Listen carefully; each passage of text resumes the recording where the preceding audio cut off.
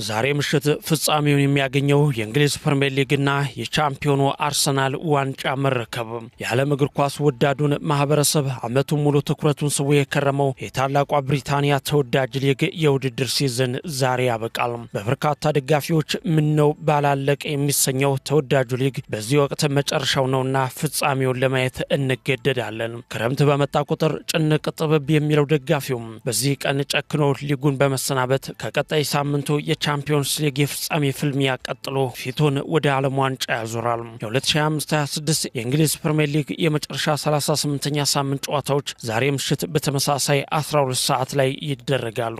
ብራይተን ከማንቸስተር ዩናይትድ፣ በርንሌይ ከወልቭስ፣ ፉልሃም ከኒውካስል ዩናይትድ፣ ሊቨርፑል ከብሬንትፎርድ፣ ማንቸስተር ሲቲ ከአስቶን ቪላ፣ ኖቲንጋም ፎረስት ከበርንማውዝ፣ ሰንደርላንድ ከቼልሲ፣ ቶተናም ከኤቨርተንና ዌስትሃም ዩናይትድ ከሊድስ ዩናይትድ ይፋለማሉ። አንድ ቀሪ ጨዋታ ያለው ከ22 ዓመታት በኋላ የሊጉ ሻምፒዮን መሆኑን ያረጋገጠው አርሰናልም ከሜዳው ውጭ ተጉዞ ከክሪስታል ፓላስ ጋር ጨዋታውን ያደርጋል። መድፈኞቹ እጅግ የናፈቁትን የሊጉ ዋንጫ ድላቸውን በሴልኸርስት ስቴዲየም በመረከብ ከዋንጫው ጋር የሚኖራቸውን የደስታ ጊዜ አሃዱ ብለው ማክበር ይጀምራሉ።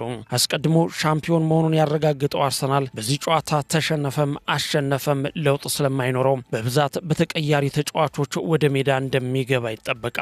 ምክንያቱም ወሳኝ ተጫዋቾቹን ቀጣይ ሳምንት ለሚያደርገው የአውሮፓ ቻምፒዮንስ ሊግ የፍጻሜ ጨዋታ ያሳርፋል ተብሎ ይጠበቃል።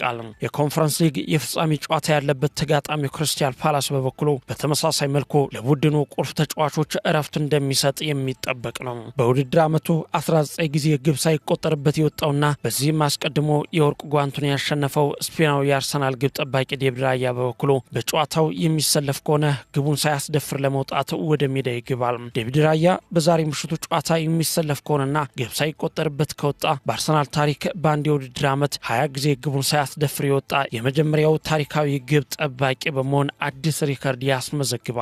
በውድድር ዓመቱ እስካሁን በሊጉ በ19 ጨዋታዎች ግብ ያልተቆጠረበት ዴቪድ ራያ በክለቡ ታሪክ ከመድፈኞቹ የቀድሞ ግብ ጠባቂ ዴቪድ ሲማን ጋር ክብረ ወሰኑን መጋራቱ ይታወሳል። የቀድሞ እውቅ የመድፈኞቹ ግብ ጠባቂ ዴቪድ ሲማን በሁለት የውድድር ዓመት 19 ጊዜ ግብ ሳይቆጠርበት በመውጣት ሪከርዱን ይዞ ቆይቷል። ላለፉት 3 ዓመታት የፕሪሚየር ሊጉ የወርቅ ጓንት አሸናፊ የሆነው ዴቪድ ራያ በዚህ ዓመት ሪከርዱን የተጋራው ሲሆን በዛሬው ዕለት የሚሰለፍ ከሆነና ግብ ሳይቆጠርበት ከወጣ ሪከርዱን የግሉ ያደርጋል። መድፈኞቹ በዚህ ዓመት ውድድሩን በአንደኝነት በማጠናቀቅ ቀድመው ሻምፒዮን የሆኑ ሲሆን ከዛሬ ምሽቱ ጨዋታ በኋላም የራሱ